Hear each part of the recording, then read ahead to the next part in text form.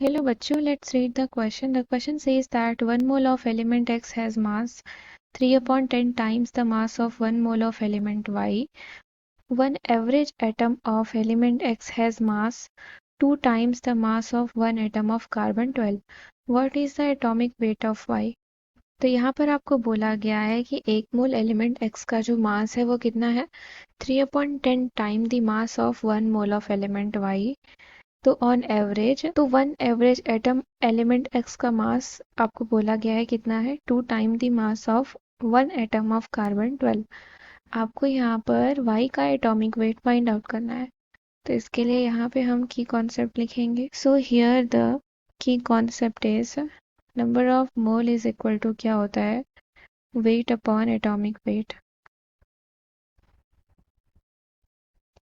Wait upon atomic weight. तो यहाँ पर हमें पता है कार्बन का एटॉमिक वेट कितना होता है. Atomic weight of carbon that is equal to होता है कितना 12. सो कार्बन का अगर 12 एटॉमिक वेट है so atomic weight of X according to question atomic weight of X is 2 times the weight of atomic weight of carbon. तो यानी कि 2 into 12 हो जाएगा. ये कितना हो गया यहाँ से 24 आ गया. अभी यहाँ पर क्या बोला है गिवन में कि 1 mole of element X has mass 3 upon 10 times the mass of 1 mole of element Y. So according to the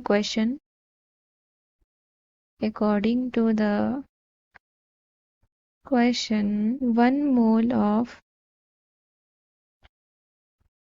element X has mass कितना 3 upon 10 times 3 upon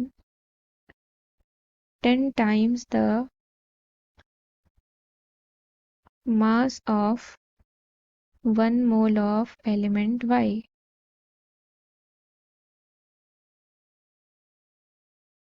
So from here we can say that atomic weight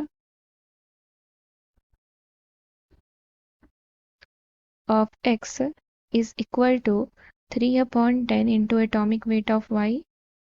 atomic weight of y.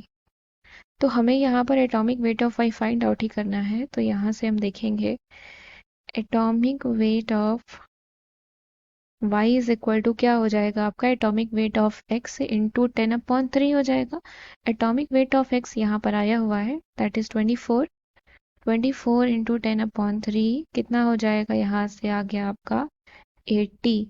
So from here option number A is the correct answer. I hope you understood it well. Thank you and best of luck.